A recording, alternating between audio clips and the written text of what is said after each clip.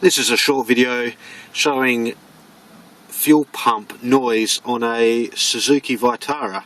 So if we have a look there, we've got the Southern Cross net going on at 20 metres.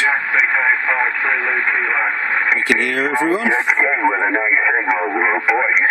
So at the moment the car is off, but if we turn the ignition on, turn this back up again.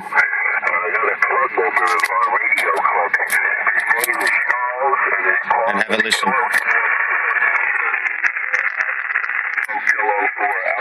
The noise disappears as the fuel pump primes, so we are pretty sure that the noise is coming from the fuel pump. We do it again. Nice and clear. So a bit of a weak signal there. We switch the ignition back on.